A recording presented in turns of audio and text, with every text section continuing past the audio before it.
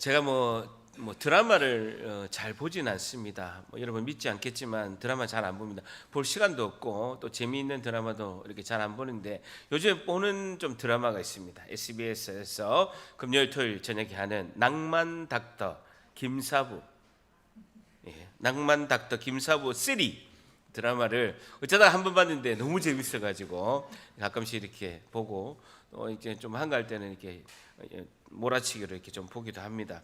1분 1초를 다투는 응급 외상센터에서 김사부라는 의사를 중심으로 응급 환자를 이렇게 살려내는 그런 내용이 긴박함도 있고 긴장감도 있고 드라마틱한 내용들이 이렇게 많이 있습니다. 오래간만에 좋은 내용의 드라마를 이렇게 본 것 같아서 재미가 있습니다. 여러분 돌담병원이라는 경기도 포천 강원도에 가까운 지역의 아주 작은 시골 이제 병원인데 거기가 이제 경기도 포천 강원도 쪽이다 보니까 눈길에 빙판 사고도 이렇게 많게 되고 총기 사고가 이렇게 가끔씩 있으면 119 앰뷸런스를 타고 많은 환자들이 이렇게 분초를 다투는 그래 치료를 하고 이게 분초를 다투는 내용이 아주 이렇게 드라마의 주요 내용으로 이렇게 있습니다.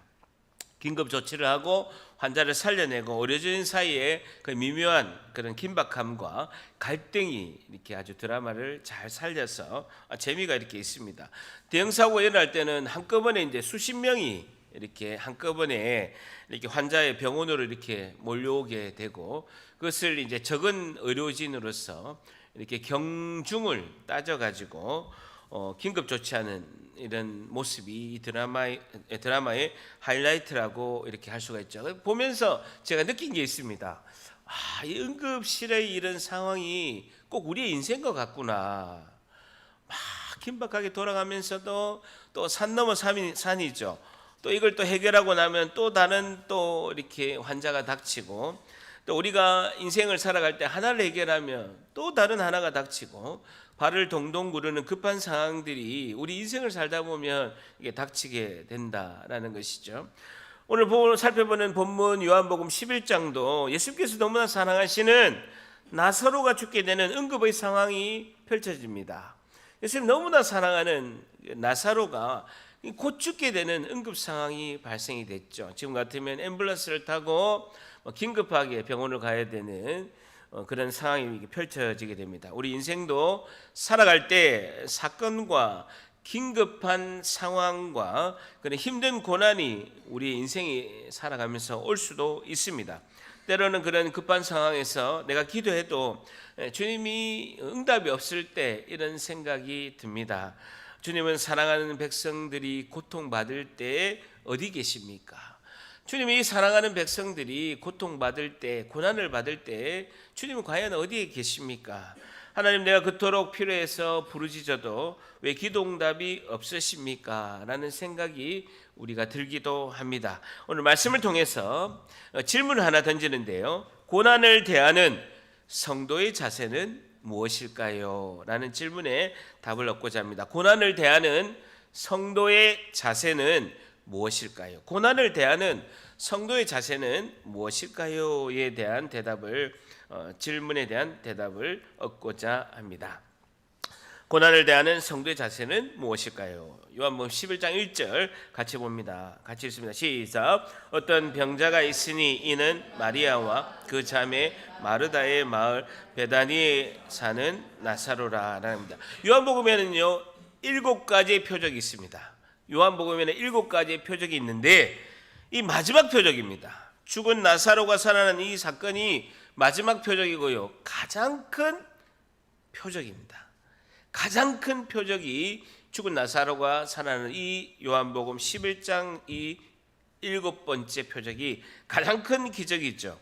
왜냐하면 이 사건을 통해서 예수님은 죽음을 정복하고 생명을 주시는 분이시다라는 것을 나타내는 그런 말씀이죠. 죽음의 권세를 정복하시고 생명을 주실 분은 예수님이시다라는 교훈이 오늘 이 11장의 말씀을 통해서 있게 됩니다. 자, 베다니에 사는 나사로라. 베다니 쪽으로 한번 쳐보세요. 베다니는 예루살렘 남동쪽에 3km 지점에 위치한 감람산에 있는 변두리 달동네입니다. 달동네. 변두리 달동네 예루살렘에서 3km 떨어진 저 끄트머리 감람산 옆에 있는 변두리 달동네 마을을 말하고 있죠. 배 동그라미 쳐보세요. 이게 집이라는 뜻이고요. 베들레헴 할 때도 배가 집이듯이 다니는요 가난이라는 뜻입니다. 그래서 뜻이 뭡니까? 베다니가 가난한 집이라는 거예요. 가난한 집. 우리도 이렇게 말하면 저쪽에 동네 이름이 뭐 무슨 동 있지만 산동네를 보고 이러면 저 산동네 달동네 집이다라고 하듯이 베다니라는 뜻은 가난한 집이다라는 것입니다. 예수님이 예루살렘 오시면 예루살렘 그 시내에 계시는 것이 아니라 이 베다니 달동네 나사로 집에서 늘 계셨습니다. 그래서 예루살렘에 일 보시고 또 쉬러 계실 때는 베다니 나사로 집에서 이렇게 쉬셨죠. 근데 지금 예수님은요 요단강 건너편에 계시는데요. 나사로 동그라미 치시면요 그 뜻은요 하나님은 나의 도움이시다라는 뜻입니다. 이름이 뭐라고요? 하나님은 나의 도움이시다라는 뜻이 나사로. 하나님은 나의 도움이시다라는 뜻이 나사로입니다. 근데 원래 나사로가 이름이 나사로가 아니었어요. 마태복음 26장 6절에 보게 되면 예수께서 베다니 나병 환자 시몬의 집에 계실 때라고 마태복음 26장 6절에는요 이 나사로가 원래 이름이요 시몬이었어요. 근데요 그 앞에 단어가 붙어 있어요. 나병 환자라는 거예요. 문둥병. 나병 환자가 걸린 시몬의 집에서 마가복음 14장 3절에도 예수께서 베다니 나병 환자 시몬의 집에서라는 거예요. 원래 이름은요 시몬이었어요. 근데 나병 환자였다는 것이죠. 그래서 원래 이름이 나병 환자 시몬이었어요. 그런데 그래서 달동네 이 베다니는요 나병 환자들이 모여서 사는 가난한 동네예요. 격리에서 시내에서 격리되어서 달동네에서 모여 사는 베다니라는 곳은 나병 환자들이 모여서 사는 촌이 있는 그런 곳이 베다니죠. 어쨌든 이 나사로가 예수님을 만나서 구원을 받은 거예요. 그리고 예수님을 만나서 나병을 치유를 받은 겁니다. 그래서 이름을 이렇게 바꾼 거죠. 하나님은 나의 도움이시다. 나사로라는 이름으로 불려지게 된 거예요. 원래 이름 뭐라고요? 시몬이었어요. 나병 환자 시몬이었는데 하나님은 나의 도우심이다 라고 이렇게 불려진 것이죠. 그러니까 이름을 바꿔서 나사로다라고 이름이 불려진 것이죠. 자, 2절에 보게 되면요 그 나사로의 동생 마리아는 줄 쳐보세요. 향유를 주께 붓고 머리털로 주의 발을 닦던 자다라고 말씀하고 있습니다. 나사로의 동생 마리아는요 자기가 시집 가려고 모아둔 향유가 있었어요. 가난한 집에 가난한 오빠와 또 언니랑 같이 살면서 재산이 없잖아요. 이제 시집이나 잘 가려고 모아놓은 2천만 원짜리 향유가 있었던 거예요. 근데 그거를 예수님이 돌아가시기 전에 향유를 주께 붓고 머리털로 주의 발을 닦던 자다라는 겁니다. 예수님께 죄사함을 받고 구원을 받는 게 너무 기쁜 거예요. 너무너무 기쁘니까 감사한 마음에 시집갈 그런 예물을 내가 시집을 안 가겠다. 주를 위해서 이것을 바치겠다라는 것이죠. 이 향유는요, 이제 결혼할 때 예물로 해서 이제 결혼한 첫날 밤에 그 이렇게 향유를 신랑의 머리에 딱 붓고 이렇게 밀랍으로 딱 밀봉을 합니다. 그리고 마지막에 남편이 이제 돌아갔을 때 그 밀랍된 그런 향유를 탁 깨서 나머지를 남편의 시신에다 쫙 붓는 것이죠. 근데 이 향유를 옥합을 깨서 예수님의 발에 이렇게 부어서 사람들은 그렇게 하죠.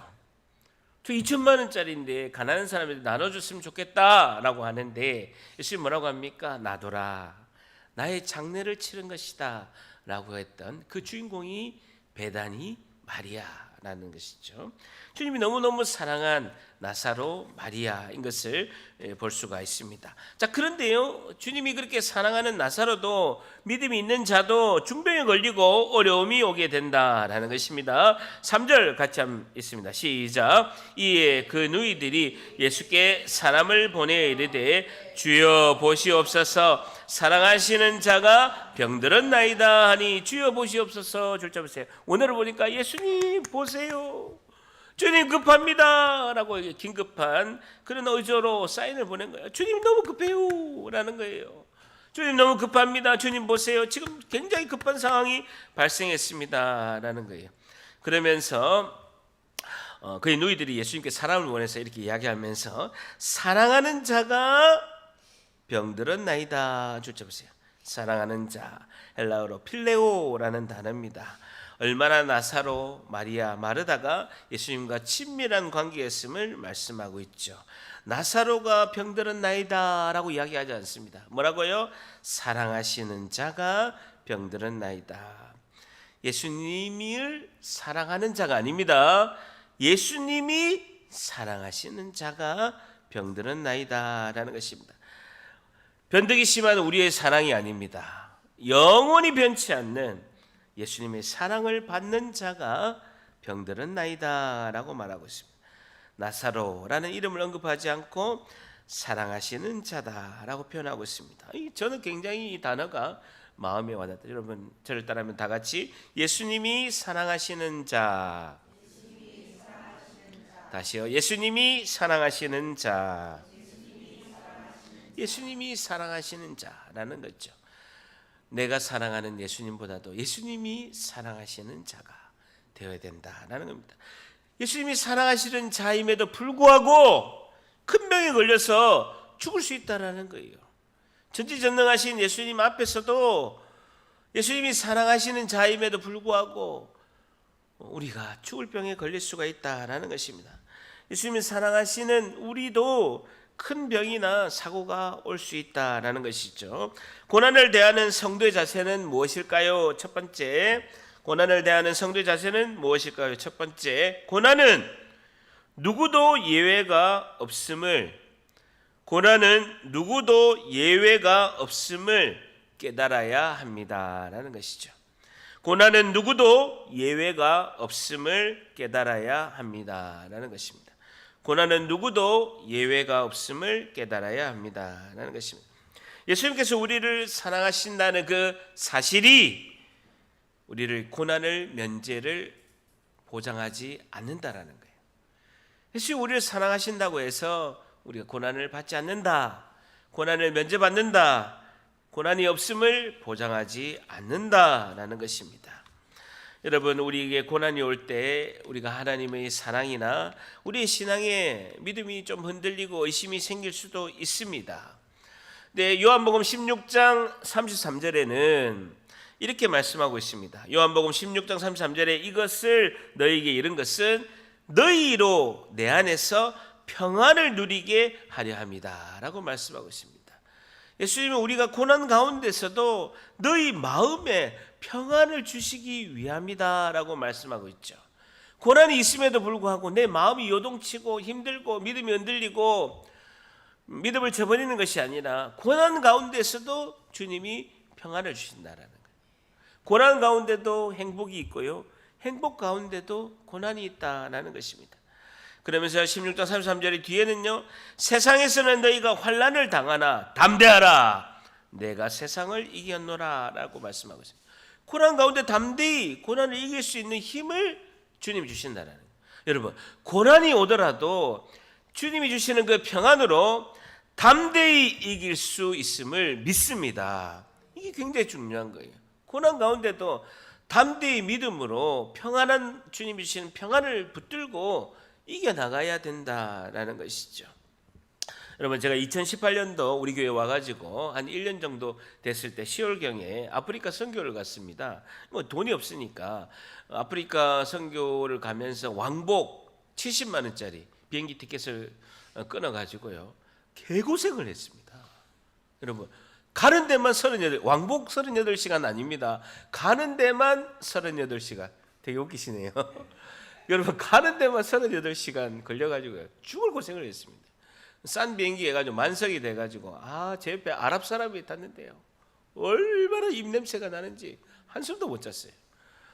그리고 카타르에서 중간에 내려가지고 또 8시간인가 또 공항에서 가만히 또 있어야 되고 죽을 고생을 하고, 그러니까 완전 체력이 38시간을 비행기를 3번 타고 가면서 완전히 다 탈취된 거예요. 엄청나게 뭐 극심한 피로가 나고 아프리카 도착하자마자 배탈이 나기 시작한 거예요. 3일 내내 장염이 걸린 거예요. 정말 위생 개념이 없는 데서 현지에서 밥을 먹는데 도저히 먹을 힘도 없을 뿐더러 먹자마자 계속 장염으로 설사를 하는 거예요. 3일 동안 어쩔 수 없이 이제 금식하고 이제 사역하면서 십자가와 부활의 생명을 전하고 또 우리 리더들과 그 마을에 특히 이제 고아원들 유치원에 가서 아이들 위해서 병 낫기를 간절히 기도했습니다. 자기는 장염 걸리면서 자기는 병이 있으면서 간절히 기도했는데 너무 기적이 많았습니다. 너무 큰 은혜를 베푸고 그때 제가 막 원망이 드는 거예요. 아니 주님, 저는 미국 간 것도 아니고 유럽 간 것도 아니고 아프리카 와가지고 이렇게 큰 고생하면서 이 사람들 복음 전하려고 선교지 와가지고 이렇게 고생하는데 왜 장염에 걸리게 하십니까? 내가 선교 와가지고 주님 일을 하려고 하는데 왜 이렇게 제게 고난을 주십니까? 3일 동안 너무 힘들더라고요. 마음이. 제가 굉장히 이렇게 아무거나 잘 먹고 냄새를 잘 못 맡거든요. 선교지 가면 아무거나 잘 먹고 아무 데서나 잘 자고 완전 선교지에 제가 묶이거든요. 선교지 묶이거든요. 근데 너무 힘들더라고요. 너무 고생을 많이 했는데 그때 제가 붙잡았습니다. 예수님은 나의 주인이십니다. 주님이 하셨습니다. 하나님은 언제나 옳습니다. 이걸요 하루에도 수백 번 외친 거예요. 주님 살려주세요. 주님이 일을 하려니까 주님 저를 좀 살려주셔야 제가 일을 하지 않습니까? 주님은 언제나 옳습니다. 주님이 하셨습니다. 계속 외친 거예요. 예수님 나의 주인이십니다. 하나님 언제나 옳습니다. 주님이 하셨습니다. 이 영혼 살려주세요. 이 영혼들 살리기 위해서 왔으니까 38시간 타고 비행기 타고 왔으니까 살려달라고 간절히 기도했습니다. 너무나 큰 기적을 경험하고 이 고난을 통해서 제가 그때 느낀 게 있습니다. 선교지에서 느낀 게 있습니다. 고난을 통해서 예수님을 닮아가는구나 라는 것이죠. 고난이 없으면 내가 예수님을 어떻게 닮아갈 수 있을까? 조금만 있으면 이기적인 마음과 이 교만한 마음이 훅 올라오는데 이 고난을 통해서 예수님을 닮아가고 이 영혼을 정말 예수님이 사랑하시는구나 라는 것을 경험하게 된 것이죠.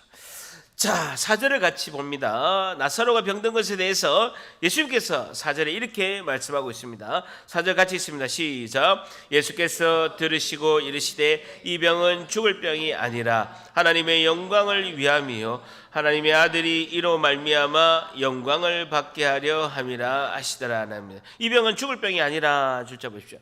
나사로는요 이틀이 지나고 죽습니다. 예수님께 이 소식을 아프다는 소식을 전했을 때는요 살아 있었어요. 근데 이틀이 지나고 나사로는 죽습니다. 육체적으로 나사로는 죽지만 다시 살아날 것이다 라는 겁니다. 이 병은 죽을 병이 아니다 라는 것은 육체적으로 죽지만 내가 반드시 다시 살아나게 할 것이다, 부활시킬 것이다, 회생시킬 것이다 라고 이렇게 말씀하고 있는 것입니다. 여러분 성경의 죽음은요 세 가지가 있습니다. 몇 가지가 있다고요? 세 가지. 첫 번째는요 육체적인 죽음이죠. 육체적인 죽음, 육신의 장막을 떠나서 흙으로 가는 것, 육체적인 죽음이 있게 되고, 두 번째는 뭡니까? 영적인 죽음이죠. 영적인 죽음, 하나님과 분리되는 것, 죄로 인해서 하나님과 끊어지는 것, 단절되는 것을 영적인 죽음이다 라는 것입니다. 예수 믿기 전에는요 우리 모두도 누구나 죽음 가운데 있었다는 거예요. 영적인 죽음 가운데 있었다는 거예요. 우리 모두도 대신하고 태어나든 어떻게 되든 예수 믿기 전에는요 불신의 상태에서는 우리 모두가 영적으로 죽음 가운데 있었던 사람들이다. 죄로 인해서 하나님과 끊어진 상태. 마지막에 세 번째는 뭡니까? 영원한 죽음이죠. 영원한 죽음. 예수님 재림하시고 나서 최후의 심판 때 영원한 불못으로 던져지는 멸망의 상태, 이것이 영원한 죽음이다 라는 것입니다. 자, 그러시면서요 하나님의 영광을 위함이고 하나님의 아들이 이로 말미암아 영광을 받게 하기 위해서이지 나사로가 죽을 병이 아니다 라고 말씀하고 있습니다. 나사로의 병은 죽을 병이 아니고 하나님의 영광을 나타낼 병이다. 하나님 아들 예수님이 영광을 받게 될 것이다 라고 이렇게 말씀하고 있습니다. 여러분 영광 동그라미 쳐보세요. 하나님의 영광, 하나님의 영광 동그라미 쳐보세요. 하나님의 영광이 뭡니까? 하나님의 뜻이 이루어지는 것이죠. 하나님의 뜻이 이루어지는 것. 그 뭡니까? 우리 안에 예수 생명이 있는 거예요. 우리 안에 예수 생명이 있는 것, 이것이 하나님의 뜻이라는 거예요. 하나님의 뜻이 이루어지는 것은 하나님의 관심은 오로지 구원밖에 없어요. 너희 안에 예수 생명이 거하는 것, 이거밖에 없어요. 오로지 하나님의 소원은 너희 안에 예수 생명이 있어서 구원을 받아 하나님 백성 되는 것, 이것이 하나님의 뜻이 이루어지는 것이 하나님의 영광이다라는 것입니다. 하나님 뜻 가운데 구원의 은혜가 베풀어지는 것, 구원의 은혜가 이루어지는 것, 구원받은 자가 하나님이 하셨습니다라고 고백하면 하나님께 영광 드리는 거예요. 내가 구원을 받아서 하나님이 하셨습니다라고 하나님께 영광을 드리는 것, 이것이 하나님이 영광 받으시고 하나님 뜻이 이루어지는 것이다. 다 같이 저를 따라합니다. 하나님의 영광은 우리 안에 예수 생명이 있는 것이다. 한 번 더. 하나님의 영광은 우리 안에 예수 생명이 있는 것이다. 이 영광이라는 단어가요, 요한복음 세 군데 나오는데요, 요한복음 2장 11절에 나옵니다. 적으시고 요한복음 2장 11절, 그리고 요한복음 11장 4절, 그리고 요한복음 11장 40절, 요한복음 11장 40절, 요한복음 2장 11절에 예수께서 첫 표적을 갈릴리 가나에서 행하여 그의 영광을 나타내심에 제자들이 그를 믿었더라라고 말씀하고 있고, 11장 4절에 하나님의 영광을 말씀하고 있고, 11장 40절 보세요. 밑에 쭉 보면요, 11장 40절 한번 같이 읽습니다. 11장 40절 166페이지 11장 40절 시작. 예수께서 이르시되 내 말이 내가 믿으면 하나님의 영광을 보리라 하지 아니하였느냐 하시니라는 것입니다. 세 번째는요, 요한복음 11장 40절. 이 요한복음 2장 11절, 요한복음 11장 4절, 요한복음 11장 40절이 하나님의 영광을 보리라 라는 말씀이에요. 그것에 가장 맨 앞에 걸리는 말씀이 뭡니까? 요한복음 1장 50절에 더 큰 일을 보리라. 이 더 큰 일을 보는 게 뭡니까? 하나님의 영광을 보는 거예요. 결국은 요한복음 1장 50절에 예수께서 대답하여 이르시되 내가 너를 무화과 나무 아래서 보았다 함으로 믿느냐? 이보다 더 큰 일을 보리라 라는 거예요. 요한복음의 핵심 문장 하나는요, 더 큰 일을 보리라. 그 더 큰 일이 뭡니까? 하나님의 영광을 보는 거예요. 하나님의 영광은 뭡니까? 예수 생명 내 안에 있는 거예요. 예수 생명이 내 안에 있는 거예요. 그게 영생의 생명이에요. 그래서 살았다 하는 거예요. 살았다는 거예요. 다 가져도 예수 생명 없으면요, 꽝입니다. 꽝. 아무것도 아닙니다. 결국 우리가 안 아프고 안 중요한 것보다 더 중요한 것은요, 우리 안에 예수 생명이 있느냐, 이것이 중요하다는 것입니다. 예수 생명을 가지고 이 땅의 삶을 살아가느냐가 가장 중요한 줄 믿습니다. 자, 그러면서 예수님이 강력한 메시지를, 나사로의 죽음을 통해서 강력한 메시지를 5절 6절 11장 5절 6절 말씀하고 있습니다. 11장 5절 6절 같이 있습니다. 시작. 예수께서 본래 마르다와 그 동생 나사로를 사랑하시더니 나사로가 병들었다 함을 들으시고 그 계시던 곳에 이틀을 더 유하시고 라는 겁니다. 사랑하시더니 5절에 줄쳐보세요. 앞에 3절보다는 좀 더 강력한 사랑의 의미, 아가페의 사랑이 나옵니다.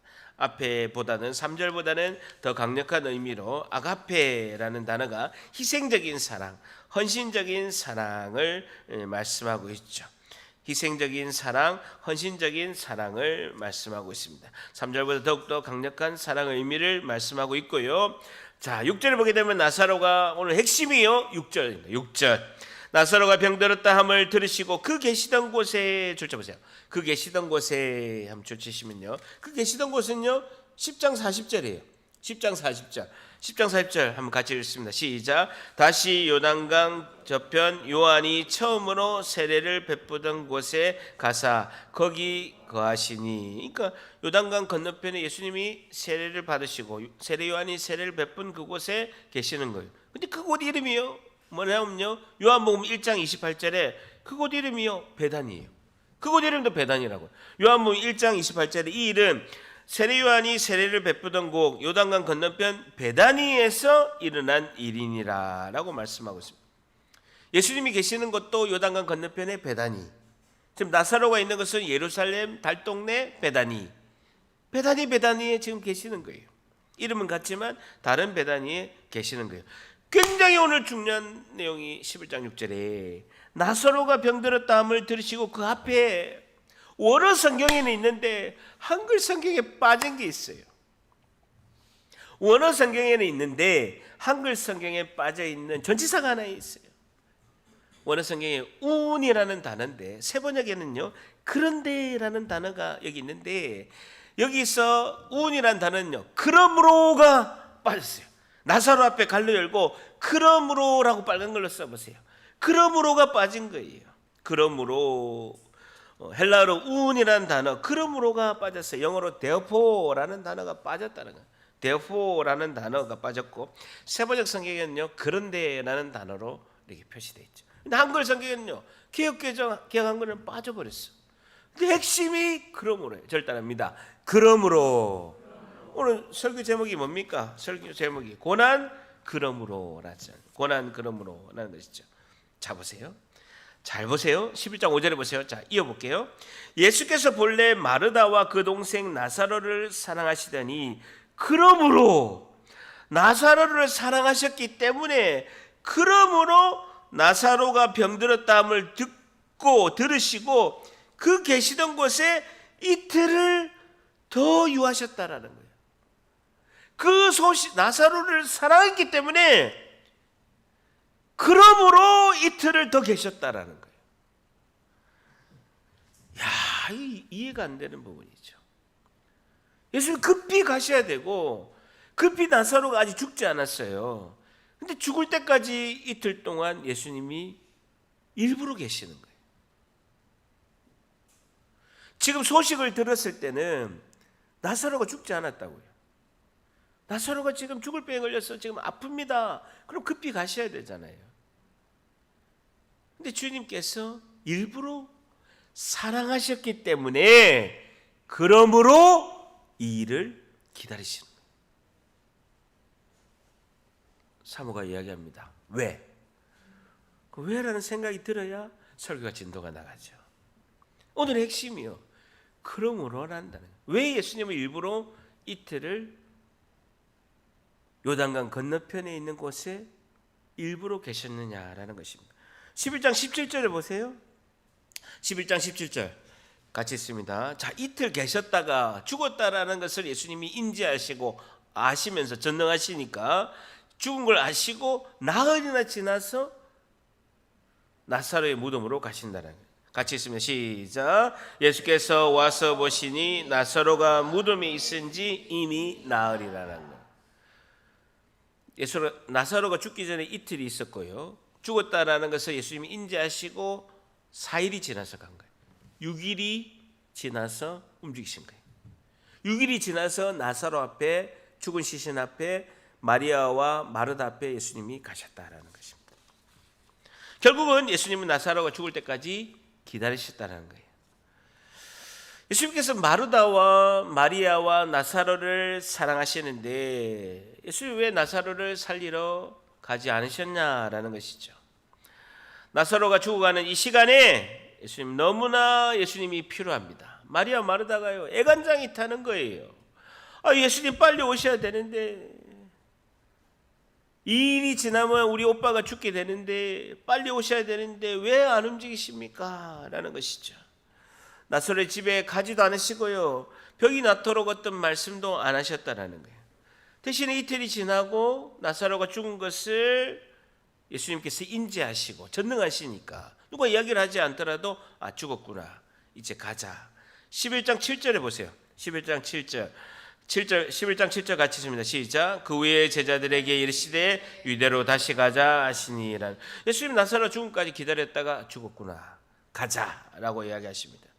계시던 곳에서 일부러 더 이틀을 계셨다라는 것입니다. 나사로가 죽는 이 이틀은요, 나사로의 가족에게는, 마리아 마르다에게는요, 애간장이 타는 시간입니다. 너무나 초조하고 애간장이 타는 시간이랍니다. 예수님께서 오늘 오실까?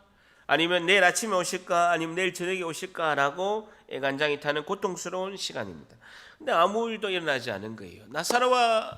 나사로와 마리아와 마르다는요, 예수님에 대한 기대가 있습니다. 여러분, 이 사건 앞에 예수님이 2명이나 죽은 자를 살렸어요. 2명이나 죽은 자를 살렸다고요.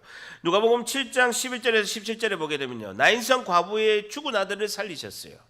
누가복음 7장 11절에서 17절에 보게 되면 나인성 과부의 죽은 아들을 살린 사건이 있었습니다. 또 한 번은요, 누가복음 8장 49절에서 56절에 회당장 야이로의 딸을 죽은 딸을 살린 사건이 있으셨습니다. 죽은 사람 두 사람 살렸죠. 그것만 해서 하셨습니까? 누가복음 7장에 보면요, 로마의 백부장의 종을 예수님 가시지도 않았어요. 말씀만 했는데 멀티로 로마의 백부장의 종을 고치셨어요. 그것만 하셨습니까? 요 앞에 보면 요한복음 4장 43절에서 54절에 보게 되면 예수님께서 가나에 계셨습니다. 근데 가버나움에 있는 거의 죽게 된 그 신하의 아들을 가나에서 말씀만 하신 거예요. 예수님 가시도 않으신 거예요. 말씀만 했는데도 가버나움에 있는 신하의 아들을 고치셨어요. 이걸 다 아는 거예요. 왜냐?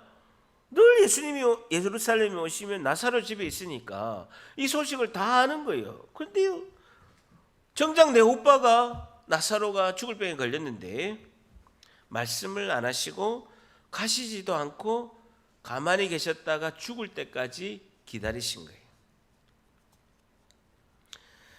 마리아, 마르다 그리고 나사로는요, 이런 마음이 들었을 것입니다. 예수님 정말 우리를 사랑하시는가? 우리가 진짜 하나님의 도움이, 예수님의 도움이 필요할 때 주님은 왜 가만히 계시는가? 무엇을 하고 계시는가? 우리도 그런 고난 때에 이런 생각이 듭니다. 끝이 보이지 않을 때가 있습니다. 터널이 끝이 보이면요, 소망과 희망 가운데 빛을 보고 달려가는데 터널의 끝이 보이지 않을 때는요, 주님 살아계시는가? 내가 이렇게 고통 가운데 신음하고 있는데 사랑하는 주의 백성을 주님은 보고 계시는가? 주님은 어디 계십니까? 내가 아무리 기도해도 기도 응답이 이루어지지 않을 때 주님은 있기나 하십니까? 다른 집사는 기도 응답도 잘 받고 병도 잘 낫고 사업이 부도났다가 다시 사업이 잘만 되는데 왜 나에게는 아무 일이 일어나지 않습니까? 라는 마음이 드는 것이죠. 마찬가지입니다. 예수님께서 하나님의 영광을 위해서 우리를 통해서 일하실 때 우리 자아가 죽을 때까지 기다리신 줄 믿습니다. 내가 죽을 때까지 기다리는 거예요.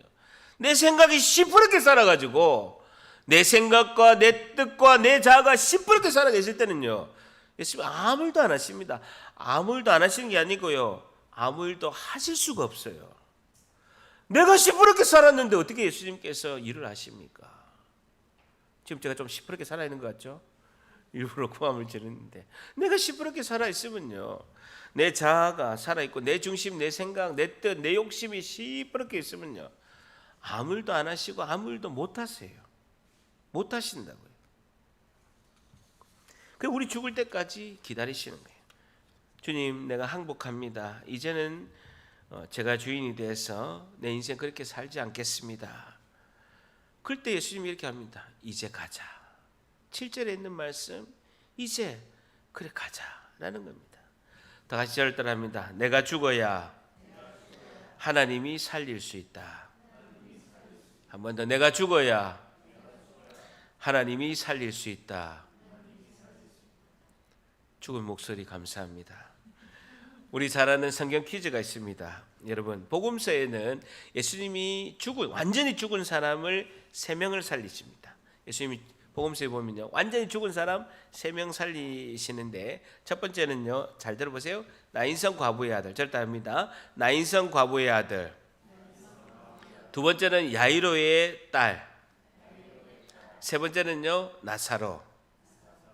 자, 앞글자 다시요. 앞글자 앞에 제일 앞글자 세 글자를 잘 기억했다가 자, 이야기하세요. 첫째 누구라고요? 나인성 과부의 아들. 두 번째는 누구요? 야이로의 딸. 세 번째는 누구요? 나사로. 자, 예수님이 죽은 자 가운데 다시 살리는 사람 앞글자 세 개 따면 누굽니까? 나야 나. 나야라는 거예요. 나라고요. 뭔데 찾지 말고요. 나라고요. 영적으로 죽었던 우리를 살리신 분은 예수님인 줄 믿습니다. 죽었던 자야. 죽어가는 자가 아니에요. 성경은 분명히 말씀하고 있습니다. 죽었던 자를 살리셨도다. 로마서는요, 죽었던 자를 살리셨더라. 영적으로 하나님과 관계가 단절되어 끊어져 가지고 죽었던 우리를 살리신 줄 믿습니다. 여러분, 고난을 대하는 성도의 자세는 무엇일까요? 두 번째, 고난 앞에서는 고난 앞에서는 기도하며 기다림이 필요합니다. 기도하며 기다림이 필요합니다. 고난 앞에서는 기도하며 기다림이 필요합니다. 고난 앞에서는 기도하며 기다림이 필요합니다. 라는 것이죠. 고난 앞에서는요, 묵묵히 잠잠히 기도하며 주님이 하실 것을 기다리는 것이 필요하다라는 것입니다. 이것이 뭡니까? 믿음이에요. 이게 믿음이에요. 주님이 하실 것을 잠잠히 기도하면서 기다리는 것, 이게 믿음이라는 거예요. 이 교회는요, 무언의 용사가 많아야 돼요. 무언의 용사. 무언의 용사가 많은 교회가요, 가장 건강하고 가장 주님이 기뻐하시는 교회인 줄 믿습니다. 이 은혜가, 충만한 은혜가 여러분에게 있으시기를 축복합니다. 여러분, 기도의 응답의 핵심은 뭐냐면요, 하나님이 내 기도를 들으시냐는 거예요. 하나님이 내 기도를 들으신다는 것이 기도 응답이라는 거예요. 그 이후에는 하나님이 들으셨다면 하나님의 때, 하나님의 방법으로 하나님이 하실 줄 믿습니다. 문제는 들으시냐는 거예요. 들으셨다면 그 뒤에는 주님이 주권이에요. 하나님의 때, 하나님의 방법, 하나님이 하신다라는 거예요. 여러분, 우리가 이마트 간다고 애들이 사달라는 거 다 사줍니까? 아니에요. 때가 있는 거예요. 가난하기 때 위험한 장난감은 안 사줘요. 다치니까. 그럼 이야기하죠. 초등학교 3학년, 초등학교 5학년 되면 사줄게. 애들은 그걸 믿습니까? 땡깡 부리는 거예요. 지금 right now. 지금 사내라는 거예요. 사내면 다치는데, 사주면 다치는데 해줄 수가 없잖아요. 부모가 판단하는 거예요. 마찬가지입니다. 우리가 감당이 안 되기 때문에 하나님의 때에 하나님 방법으로 하나님이 하시는 줄 믿습니다.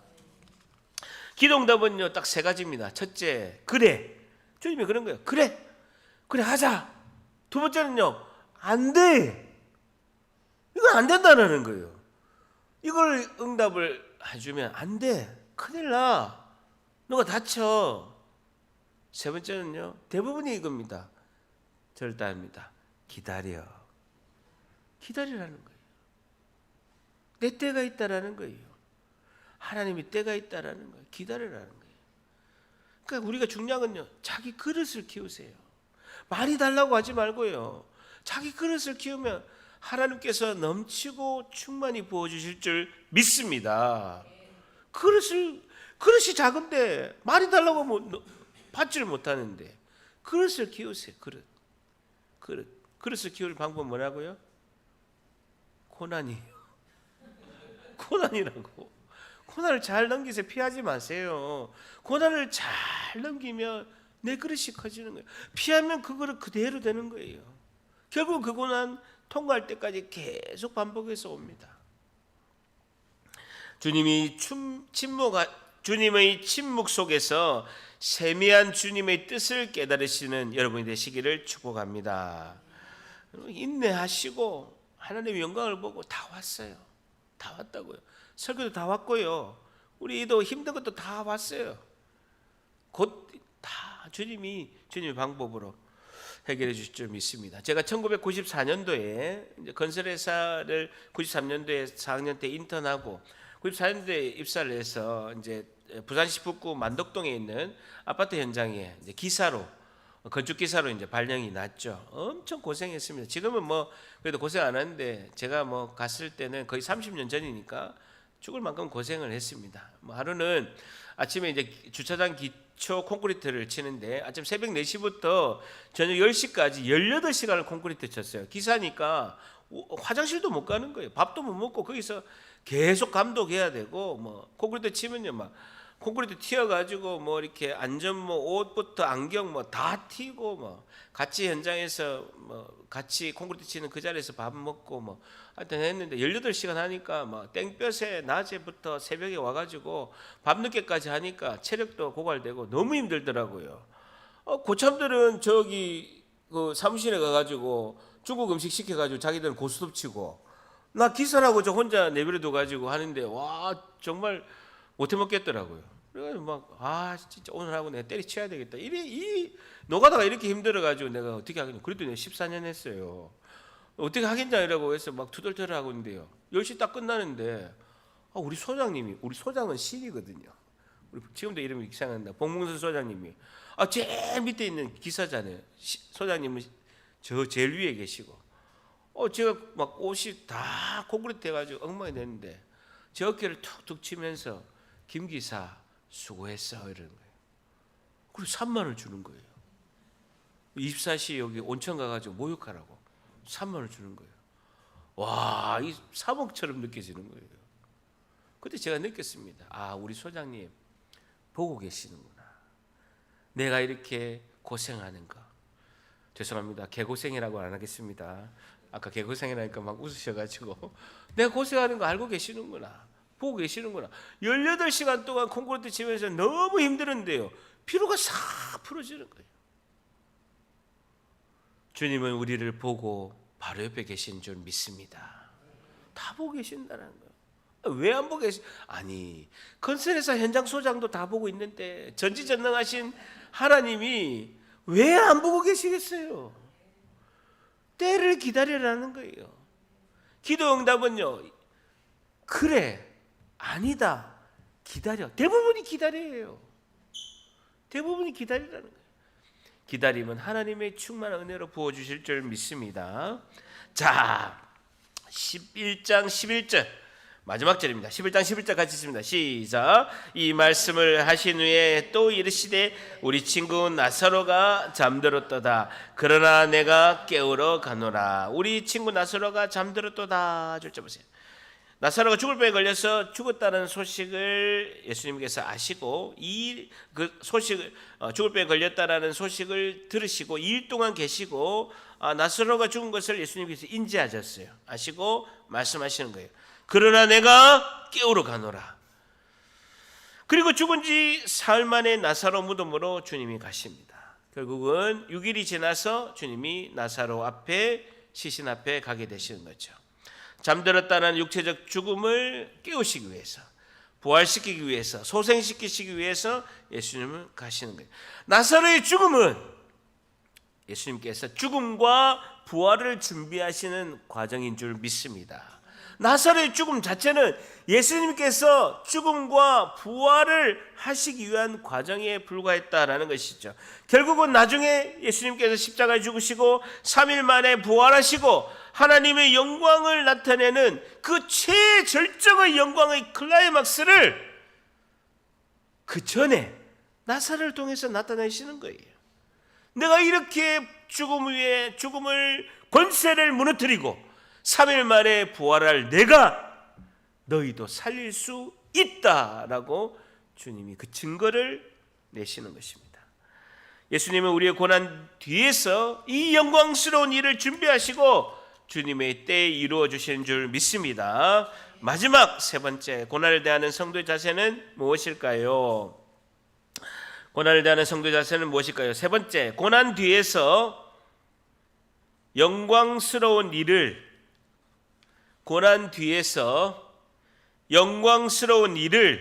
준비하시는 주님을 봐야 합니다. 라는 것이죠. 고난 뒤에서 영광스러운 일을 준비하시는 주님을 봐야 합니다. 라는 것입니다. 고난 뒤에서 영광스러운 일을 준비하시는 주님을 봐야 합니다. 라는 것입니다. 내 생각, 내 욕심, 내 뜻, 내 자아가 죽으면 주님이 살리시고 하나님이 영광 받으실 줄 믿습니다. 예수님께서 죽으심으로 우리가 살아났습니다. 우리 모두 포기하지 말고 끝까지 주님을 바라보고 믿음으로 나아가야 될 줄 믿습니다. 이번 한 주도 기도하면서 기다리면서 고난 뒤에서 영광스러운 일을 준비하시는 주님을 보시기를 주님의 이름으로 간절히 축복합니다.